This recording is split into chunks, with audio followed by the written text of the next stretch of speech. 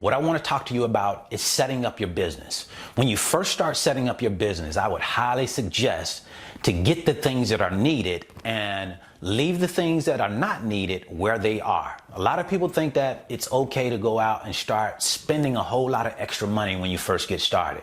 I have some people tell me, hey, I spent $10,000 to get my freight broker business started. And, I know I spent a lot of money, but now I'm in the best position to make the most money.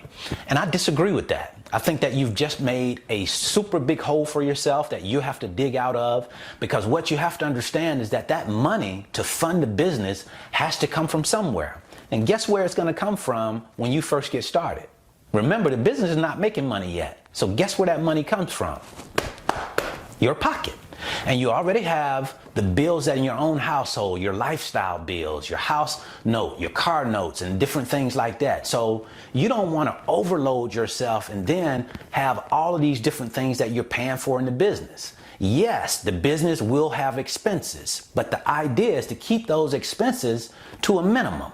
What I see people go out and do is they say, hey, Brandon, I paid $5,000 for my surety bond. And what I'm looking at that and saying is, why?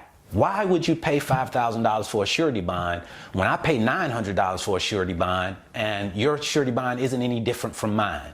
Yes, we want to have a reputable surety bond, but going out and paying extra money for it doesn't mean that it's better than a surety bond that someone else has. The idea here is to get a reputable surety bond company and pay the least amount as possible for the surety bond, because guess who the surety bond benefits? It's not necessarily you.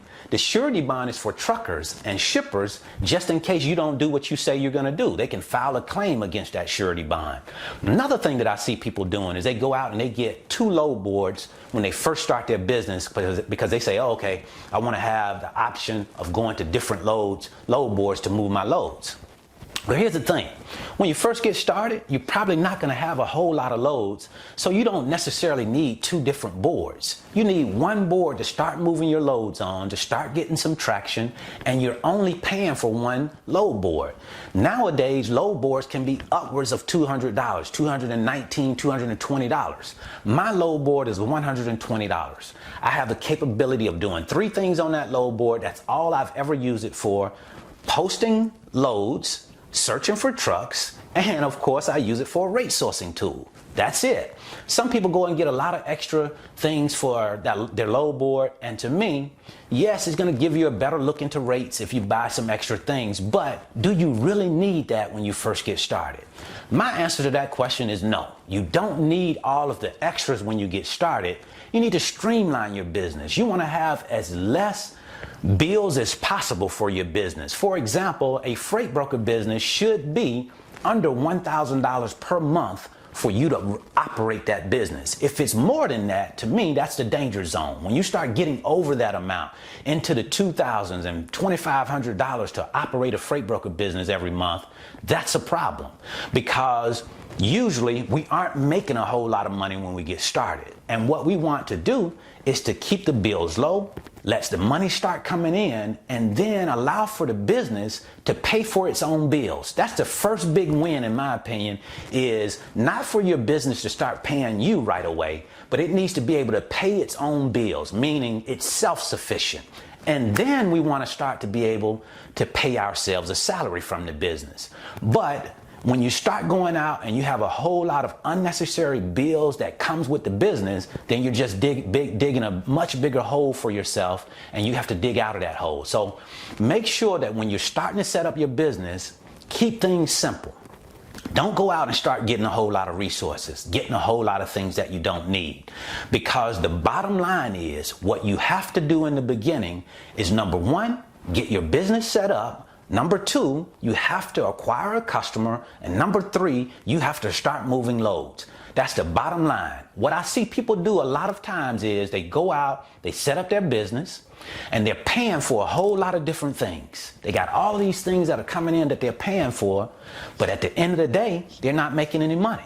So now they start to go in their own pockets to pay for the business. And before too long, the business becomes a burden. The business becomes this big albatross that's around your neck because it's not producing and you're paying for it. So in the very beginning, very minimal expenses is going to be in your favor because it allows for you to breathe, it allows for you to learn the business and grow the business slowly. When you have a whole lot of bills, you're trying to grow the business fast, trying to generate money much faster, and that puts a whole lot of unnecessary pressure on you, and it just puts you in a position, not in the best position, I believe, to learn because you're too focused on other things. You're too focused on trying to make money.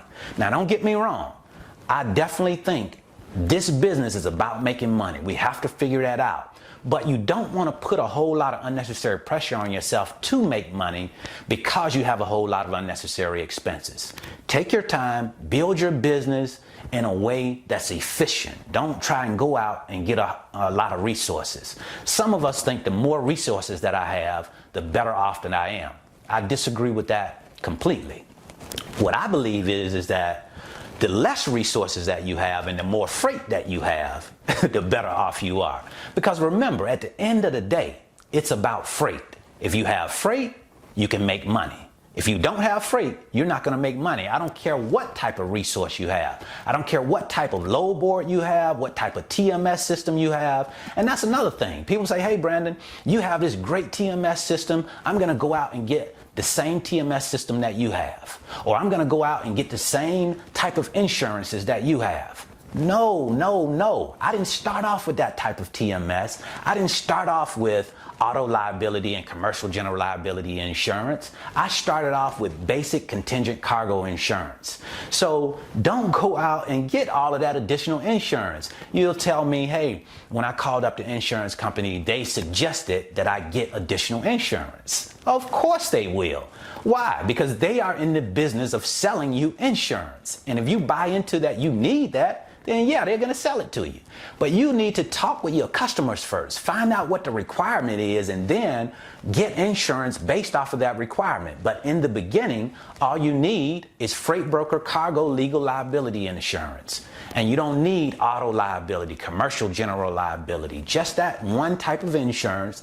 And then as you start to get customers and your customers request that you have different types of insurance, if their loads justify you getting additional insurance, then you go out and get it. But the loads have to justify you getting that insurance, meaning if they're giving you the opportunities, you're moving freight, you're making money, then you can go out and get additional insurance. But if you don't have the freight to justify you getting additional insurance, I definitely would suggest that you not get it.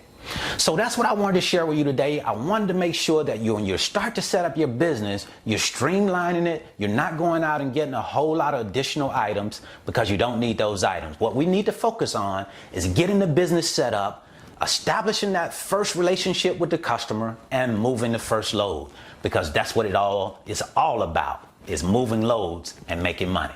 So that's what I wanted to share with you today. I certainly hope this information has been helpful. See you at the top, because the bottom is much too crowded.